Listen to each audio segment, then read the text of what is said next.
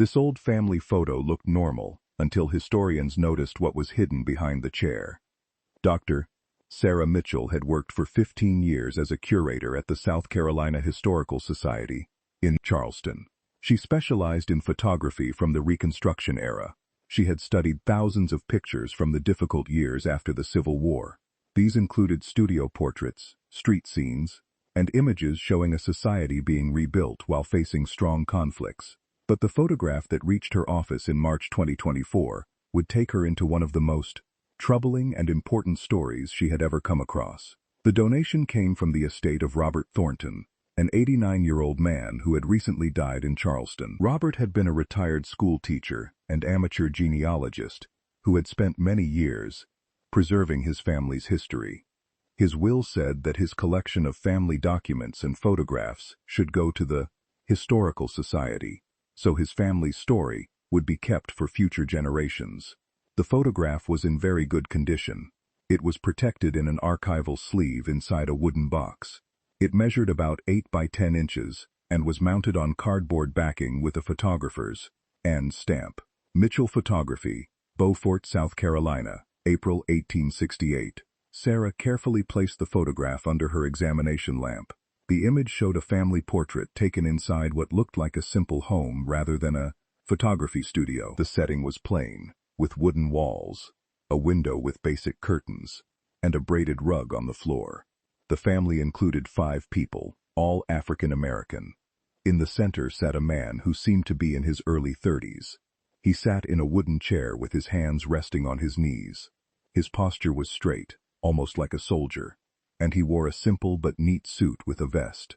His expression was serious and dignified as he looked directly at the camera with steady intensity. Standing beside him was a woman of about the same age. Her hand rested lightly on the back of his chair. She wore a dark dress with a white collar, and her hair was pulled back neatly. Her expression was serious and proud like her husband's, but there was also something else in her eyes, perhaps tiredness or strong determination. 3 children completed the family group. 2 boys, around 8 and 10 years old, stood on either side of their parents wearing simple shirts and suspenders. A young girl, maybe 5 or 6, stood in front of her mother. She wore a light-colored dress with her hair in braids. It was a typical family portrait from the Reconstruction era. Formerly enslaved people were documenting their families, showing their humanity, and creating visual records that slavery had denied them for many generations. Sarah started her usual examination. She noted the photograph's condition and checked for any damage or wear. The image was very clear with good contrast and detail all over. The photographer had positioned the family well, with enough light from the window giving even illumination. Then something caught her attention. Behind the chair where the father sat, partly hidden by the chair's back and barely seen in the shadows, there was something leaning against the wall. At first, it looked like it might be a walking stick or a piece of furniture. But as Sarah leaned closer and adjusted her lamp to light up that part of the photograph, she realized it was something different. It was the barrel of a rifle, a long gun. It was partly hidden but placed deliberately, so it would be visible in the family portrait if you knew where to look. Sarah felt her heart beat faster. This was not by accident. Someone had intentionally positioned that weapon to be captured in the photograph, hidden, enough not to be obvious, but clear enough to be noticed. She reached for a magnifying glass and looked at the rifle more closely. Even in the photograph's sepia tones, she could see details. The metal barrel, the wooden stock, and what looked like a military-style rifle, rather than one for hunting. Sarah sat back, her mind racing. Why would a family include a rifle in their portrait, partly hidden behind a chair? What did it mean? And what story did this photograph hold, beyond the surface image of a respectable family posing for the camera? She pulled out her laptop and began researching. She needed to know who this family was, where they had lived in 1868, and what situations might have led them to hide a weapon in their family portrait. Sarah started by looking at the back of the photograph's cardboard mounting. In faded pencil, someone had written, "Thorne Family, April 14, 1868, Colleton County." That was rural South Carolina, inland from Charleston and Beaufort. Sarah knew the area had been especially violent during Reconstruction, a contested place where formerly enslaved people were trying to build free lives, while white supremacists were organizing systematic terrorism to keep racial control. She turned to the Historical Society's genealogical databases, searching for the Thornton family in Colleton County in 1868. Within an hour, she found them in multiple records. The 1870 census listed Samuel Thornton, age 32, born in South Carolina, occupation farmer. His wife was listed as Rachel Thornton, aged 30. 3 children, Benjamin, 10, Joseph, 8, and Mary, 6. The family owned 15 acres of land, a big achievement for formerly enslaved people, just 3 years after emancipation. But it was Samuel's military record that made Sarah's breath catch. She found him in the Union Army service records. Samuel Thornton enlisted in 1863 with the 21st U.S. Colored Troops. He was discharged in 1866 with the rank of corporal. He had fought for the Union, received training in military tactics and weapons, and had returned to South Carolina after the war. Sarah found more information in Freedmen's Bureau records. Samuel had registered with the Bureau in 1866, identifying himself as formerly enslaved on the Colleton plantation. The record noted he had experience in agricultural work, could read and write, had served in the Union Army, and was seeking to purchase land and establish an independent farm. Rachel's record was separate. Rachel, age 28, formerly enslaved on Colleton plantation, married to Samuel during slavery according to slave custom. Their marriage was legally formalized in June 1866. 3 children, Benjamin, Joseph, Mary. So Samuel and Rachel had been enslaved on the same plantation, had formed a family during slavery that had no legal recognition, and had made their marriage official right after emancipation. They had bought land and were building an independent life. But Sarah knew that 1868 in rural South Carolina was one of the most dangerous times and places in pre-American history for African Americans. The short period of federal protection and relative equality was already falling apart. White supremacist groups were organizing, and violence against black families who owned land or claimed political rights was systematic and brutal. She searched for newspaper accounts from Colleton County in 1868. What she found was chilling. The Charleston Daily News, a white-owned newspaper, had brief mentions of disturbances in rural areas, but the real details came from the South Carolina Leader, a Republican newspaper that covered violence against African Americans more honestly. Sarah found articles from early 1868, documenting a wave of night raids by armed white men against black families in Colleton County. Houses were burned, families driven from their land, men beaten or killed, women assaulted, children terrorized. One article from March 1868, just 1 month before the Thornton family photograph, reported 3 colored families in Colleton County had their homes attacked by armed bands of white men. The Davis family's house was burned to the ground. The Jenkins family fled to Charleston. The Williams family patriarch was shot and killed while defending his property. These were not random crimes.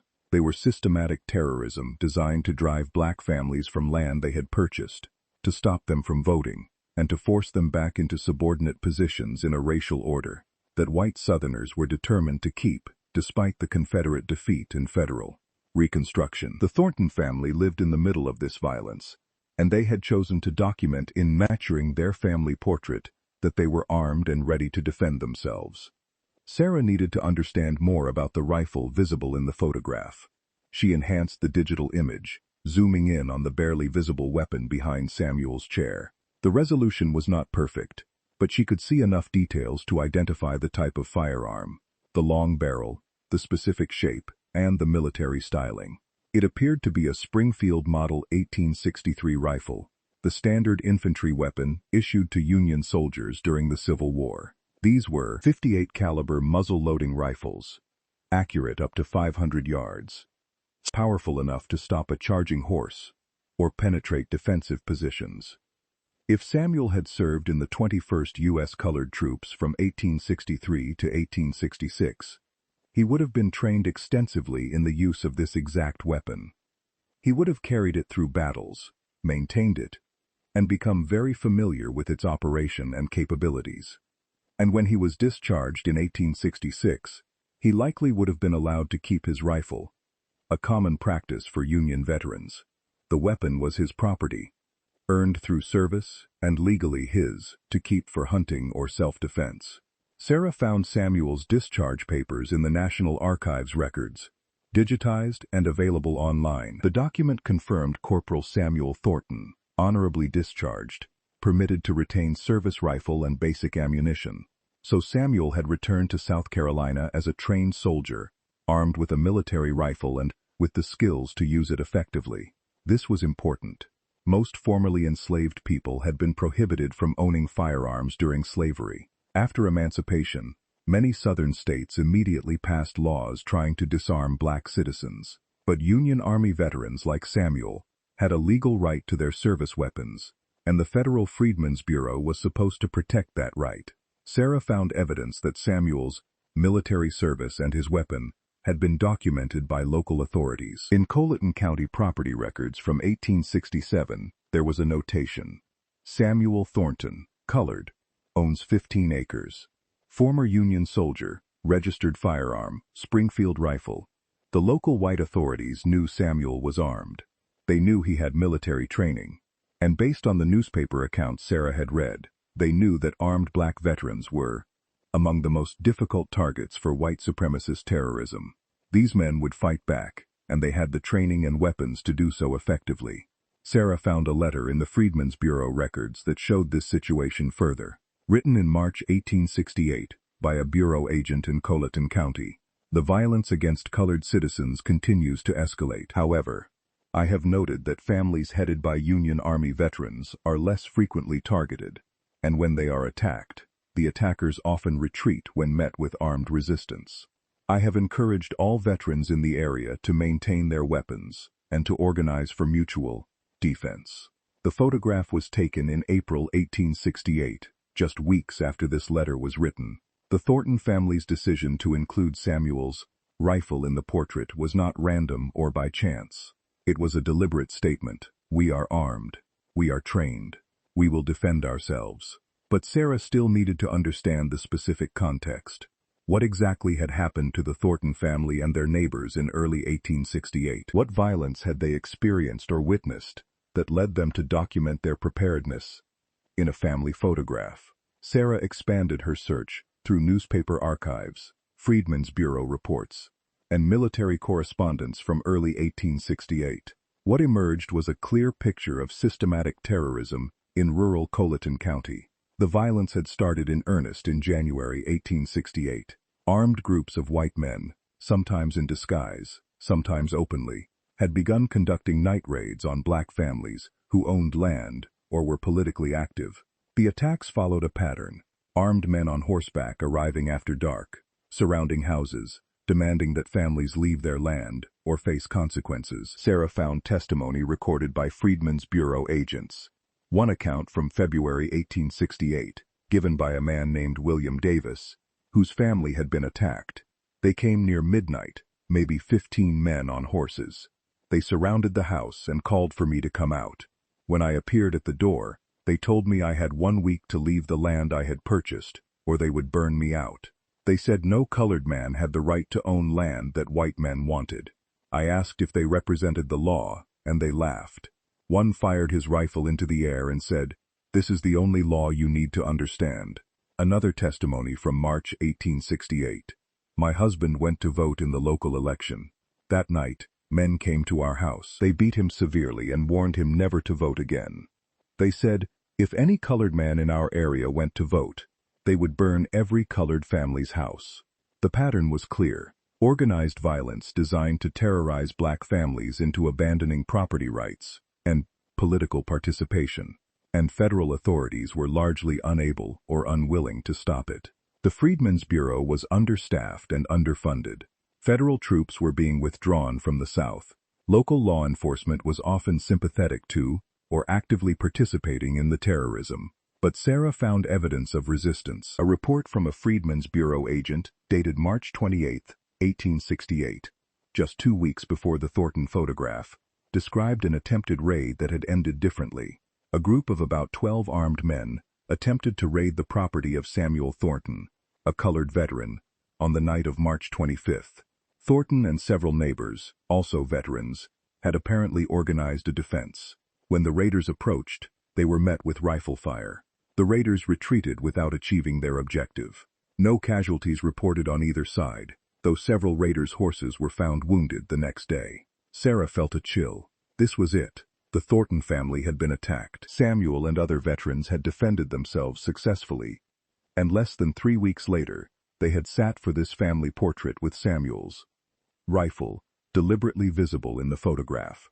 Sarah found more details in a letter Samuel himself had written to the Freedmen's Bureau, preserved in the agency's records. Sir, I write to report that on the night of March 25th, armed men attempted to attack my family's home. I had been warned by neighbors that such attacks were occurring throughout the county. Several of us who served in the Union Army had agreed to watch for each other and to respond if any family was threatened. When the raiders came, we were prepared. We fired warning shots, and the raiders fled. I wish to put on record that we will continue to defend our homes and families by any means necessary. We did not survive slavery and war, only to be murdered in our own homes. The photograph took on new meaning. This was not just a family portrait. It was a declaration made just weeks after a violent confrontation. The rifle behind Samuel's chair was not hidden out of shame or fear. It was positioned deliberately as a statement. We are armed. We have fought off one attack. We will fight off more if necessary. Sarah needed to understand more about how this photograph came to be taken. Family portraits in 1868 were important events, especially for African American families. They were expensive, requiring travel to a photographer's studio or paying for a photographer to come to your home. They were statements of achievement and dignity. But this photograph had been taken at the Thornton home, not in a studio, and the deliberate inclusion of the rifle suggested that the photographer had been aware of, or understanding, of what the family was documenting. Sarah researched Mitchell Photography, the studio name on the photograph's backing. She found William Mitchell listed in Beaufort business directories from 1867 to 1871. Mitchell was white, a transplant from Pennsylvania, who had come to South Carolina after the war, part of the wave of Northerners who came south during Reconstruction. More importantly, Sarah found Mitchell's name in Republican Party records and Freedmen's Bureau correspondence. He had been politically active, supporting Reconstruction policies and African American civil rights. He had testified before a congressional committee about violence against black citizens. He had photographed freedmen's schools and documented conditions in rural areas for northern newspapers. William Mitchell was not just taking family portraits for money. He was documenting Reconstruction, and he understood the political and historical importance of what he was capturing. Sarah found a letter Mitchell had written to a newspaper editor in Philadelphia in April 1868. The same month he photographed the Thornton family. I've been traveling through rural South Carolina, documenting the lives of colored families who are attempting to build free lives. The violence they face is extraordinary and systematic. Armed bands of white supremacists conduct regular raids. The colored veterans of the Union Army are among the few who have been able to successfully defend their families. I have photographed several of these families, and in each case they have chosen to document their preparedness to defend themselves. These are not aggressive or violent people. They are families who simply refuse to be victimized. Mitchell understood what he was photographing. When the Thornton family asked him to come to their home, when Samuel positioned himself in the chair with his rifle behind him, Mitchell knew exactly what statement was being made. He was creating a visual record of resistance, of self-defense, of the determination of black families to protect what they had built. Sarah found one more document that showed the photographer's role, a receipt for the photograph preserved in the Thornton family papers. The receipt was dated April 14, 1868, and included Mitchell's handwritten note, "Payment received for family portrait. It is my honor to document your family's courage and dignity. May this image serve as testimony to your strength and your right to defend your home and your lives." The photograph was not just a family portrait. It was a collaboration between a family asserting their rights and a photographer committed to documenting their resistance. Sarah wanted to understand if the Thornton family's experience was unique or part of a larger pattern. She began researching other African American families in Colleton County during this period. focusing particularly on Union Army veterans. What she discovered was remarkable. There was an organized network of mutual defense among black veterans in rural South Carolina. They had formed what they called protection societies, or mutual aid leagues, groups of armed men who watched over each other's families and property. Sarah found minutes from meetings of the Colleton County Colored Veterans Association held monthly from late 1867 through 1871. The minutes were very detailed, preserved in the papers of a Freedmen's Bureau agent who had supported the organization. A meeting from February 1868 noted, "Present 15 members, all Union Army veterans, discussed increasing violence from white terrorist groups, agreed on mutual defense pact. If any member's family is threatened, others will respond immediately. Established signal system, using rifle shots to alert neighbors of attacks.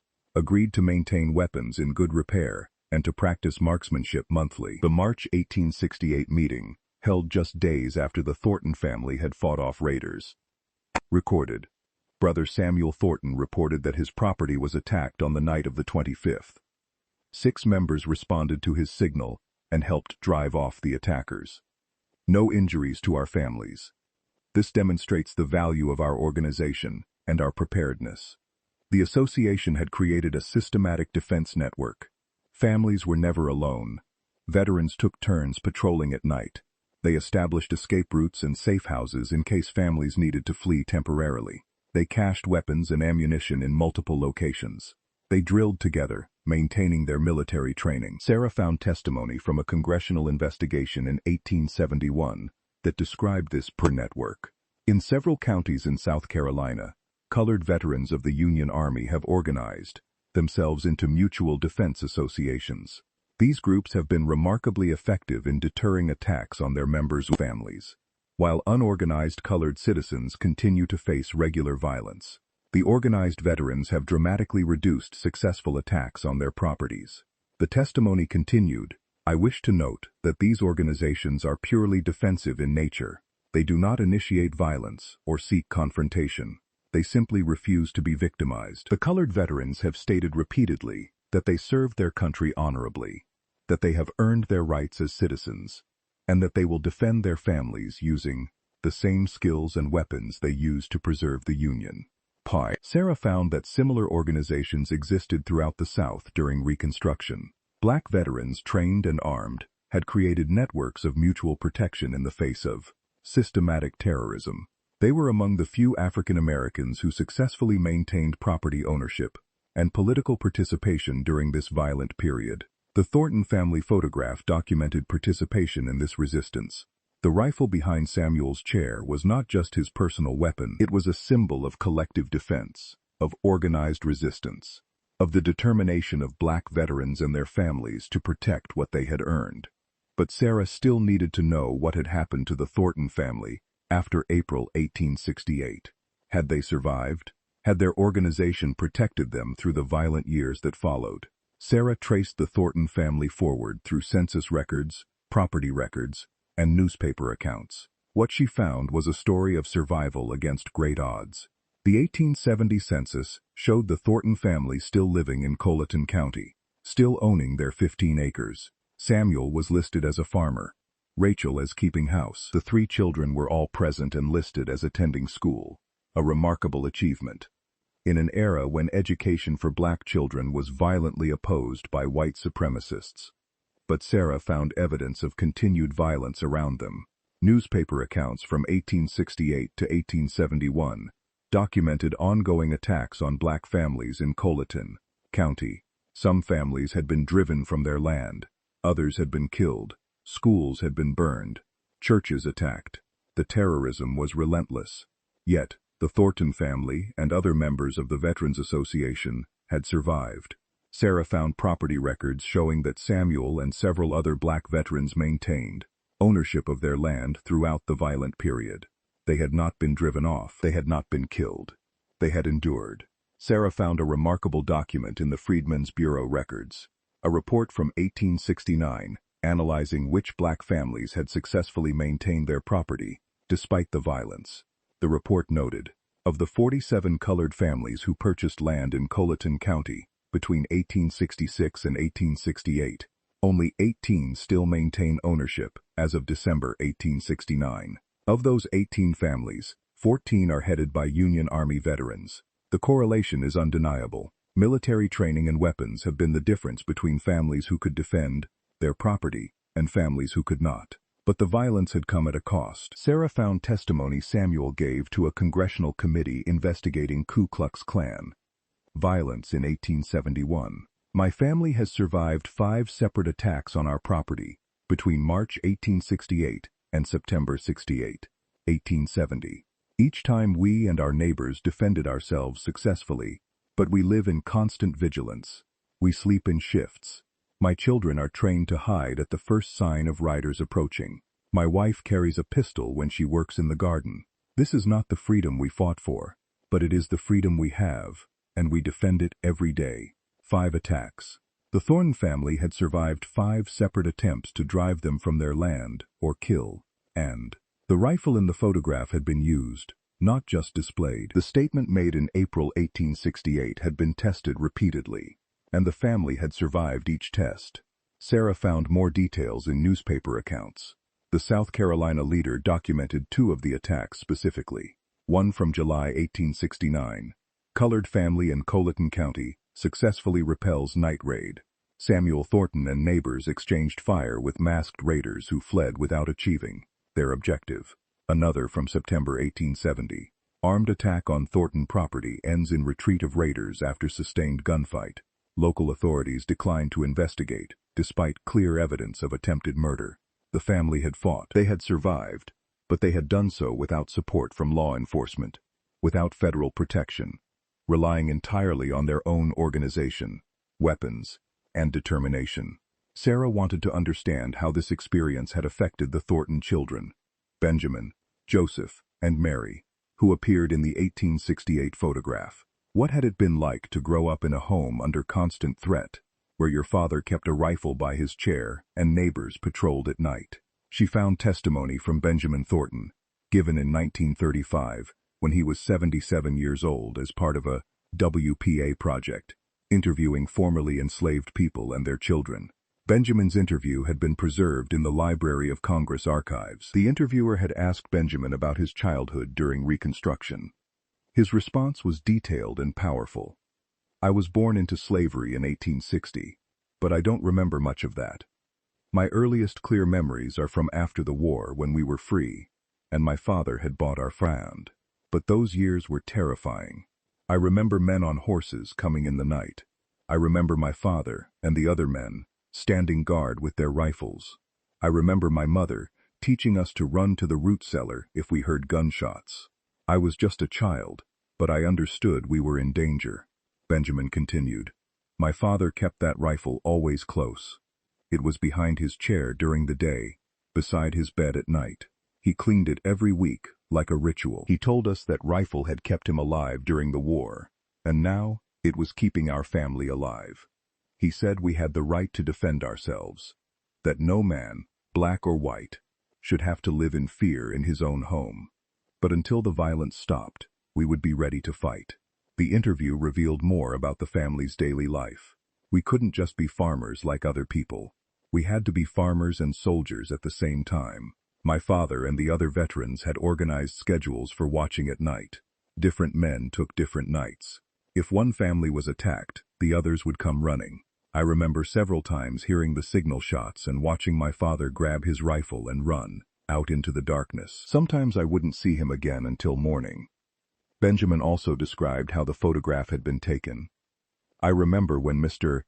Mitchell came to take our picture. My father was very particular about how we stood, where we positioned ourselves. He put that rifle behind his chair deliberately. He said, "This picture is for the future. People need to know we didn't just survive. We defended ourselves. We fought back." Even as a child, I understood that photograph was important. It wasn't just a family picture. It was proof of who we were and what we'd done. Sarah found similar testimony from Mary Thornton, who had married and become Mary Henderson. In an interview from 1940, she recalled, "Growing up in that house was like living in a fort. We had hiding places prepared. We knew escape routes. My mother taught me to load and fire a pistol when I was 10 years old. I pray you never need this skill, but if you do need it, you will be prepared. That was how we lived. Always prepared, always vigilant. The children had grown up in a state of siege, but they had survived, and eventually thrived. Both Benjamin and Joseph became educators. Mary became a nurse. All three remained in South Carolina, maintained connections to their community, and passed down their family's story to their own children. Sarah was curious about what had happened to Samuel's rifle, the weapon visible in the photograph, used to defend his family through 5 separate attacks. She searched through the Thornton family papers that had been donated, along with the photograph. She found a letter written by Samuel in 1898 to his eldest son, Benjamin, who was then 40 years old and living in Charleston. "Son, I'm getting old now, and my hands are not steady as they once were. I'm sending you the rifle I carried during the war and kept by my side all these years since. This weapon saved my life in battle and saved our family's life many times after the war. I want you to keep it, preserve it, and pass it down to your children. Let them know what it represents. Not violence, but the right and the willingness to defend what is yours." The letter continued, "I never wanted to be a man who lived by the gun. I wanted to be a farmer, to raise my family in peace, to build something good. But we were not allowed that peace. The weapon became necessary. I do not regret keeping it or using it. Every time I defended our home, I was defending not just my family, but our right to exist as free people with dignity. The rifle is part of our family's history, and I want it remembered, not as a symbol of war, but as a symbol of survival and resistance." Benjamin had kept the rifle, and Sarah found references to it in family records through the decades. Benjamin's son had inherited it, then his grandson. The weapon had been preserved, passed down through 5 generations of the Thornton family. Sarah contacted Robert Thornton's surviving relatives to ask about the rifle. They confirmed it still existed, carefully preserved and maintained, kept in the family as the letter had requested. The rifle was now stored in a climate-controlled case in the home of Robert's niece, Angela Thornton Williams, who lived in Charleston. Angela agreed to bring the weapon to the Historical Society so Sarah could examine it and photograph it alongside the family portrait. When Angela arrived with the rifle, Sarah felt a profound sense of historical connection. The weapon was a Springfield model, 1863, exactly as she had identified from the photograph. The serial number matched Samuel Thornton's military records. This was the actual rifle visible in the photograph, used to defend the family. Preserved for 156 years, the rifle showed its age and use. The metal was worn in places where hands had gripped it thousands of times.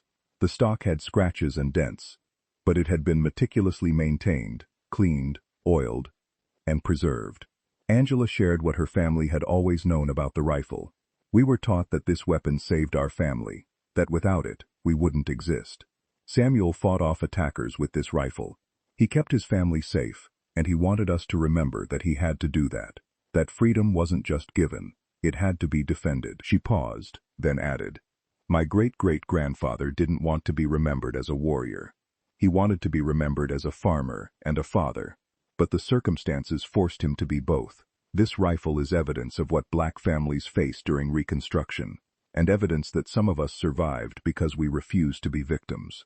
6 months after Sarah first examined the Thornton family photograph, the South Carolina Historical Society opened its new exhibition, Armed Resistance: Black Veterans and Family Defense During Reconstruction. The exhibition opened on April 14, 2024. Exactly 156 years after the photograph was taken. The centerpiece was the Thornton family photograph, enlarged to 6 feet tall and positioned so visitors encountered it immediately upon entering.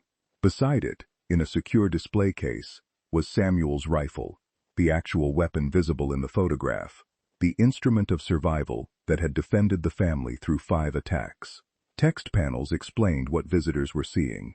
This photograph, taken April 14, 1868, shows the Thornton family of Colleton County, South Carolina. The rifle, partially visible behind Samuel Thornton's chair, is not an accident. It was deliberately positioned as a statement of the family's preparedness to defend themselves against white supremacist terrorism. Samuel was a Union Army veteran who, along with other black veterans, organized mutual defense networks that allowed some families to survive the violence of Reconstruction. The exhibition included extensive documentation, newspaper accounts of attacks, Freedmen's Bureau reports, minutes from Veterans Association meetings, congressional testimony, letters from the Thornton family, interviews with their descendants. One section focused specifically on the 5 documented attacks the Thornton family survived between 1868 and 1870, mapping them chronologically and explaining how the Veterans Defense Network had functioned. Another section placed this within the larger history of black self-defense during Reconstruction, showing that armed resistance was widespread and often successful, challenging narratives that portrayed African Americans as passive victims during this period. On opening day, Sarah stood near the entrance watching visitors' reactions. Many people were visibly moved, some to tears. They would look at the family portrait, seeing what appeared to be a simple, dignified family, then notice the rifle, then read about the attacks, then understand what the photograph truly represented. An elderly black man spent nearly an hour studying the exhibition. Finally, he approached Sarah. "My grandfather told me stories about this," he said quietly. He said his father had been a Union soldier who came back to South Carolina and had to fight to keep his land. "I always thought it was family mythology, maybe exaggerated, but this is documented. This is real.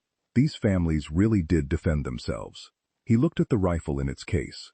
That weapon saved lives. It protected a family who had every right to live in peace, but weren't allowed to. "I'm glad it's here. I'm glad people can see it and understand what survival meant during that time." A group of high school students came through with their teacher. One student, a young black girl, stared at the photograph for a long time. "They look so calm," she said, "but they were living under constant threat. How did they do that? How did they just keep living normal lives while having to be ready to fight at any moment?" Her teacher responded thoughtfully. "That's what resistance looks like sometimes. Not dramatic rebellion, but simply refusing to leave, refusing to give up, defending your right to exist." The Thornton family didn't want to fight. They wanted to farm and raise their children. But when they were forced to fight, they fought, and they survived. The exhibition became one of the Historical Society's most visited displays. Media coverage spread the story nationally. Historians began researching armed self-defense during Reconstruction more systematically, finding evidence of similar networks across the South. 3 months after the exhibition opened, Angela Thornton Williams contacted Sarah with news. The family had decided to donate Samuel's rifle to the Historical Society permanently. "It belongs with the photograph," Angela said. "Together, they tell the complete story, and that story needs to be preserved and shared." The rifle joined the permanent collection displayed alongside the family portrait. Together, they documented a truth about Reconstruction that had been largely forgotten or deliberately obscured. African American families, particularly those headed by Union Army veterans, had organized armed resistance to white supremacist terrorism. They had fought back, and some, like the Thornton family, had survived. Sarah often thought about Samuel Thornton, a man who had been enslaved, who had fought for the Union, who had returned home determined to build a free life, and who had been forced to become a soldier again to defend that life. He had not wanted to be remembered for violence, but he had understood that documenting his family's preparedness to defend themselves was important.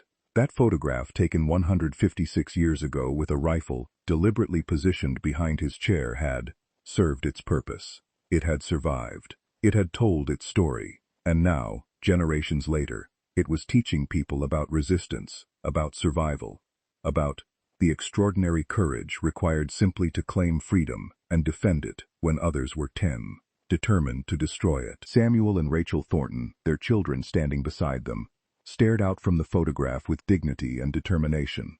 Behind Samuel's chair, partially hidden but deliberately visible, the rifle stood as testament to their survival and their refusal to be victims. They had lived, they had defended, they had won,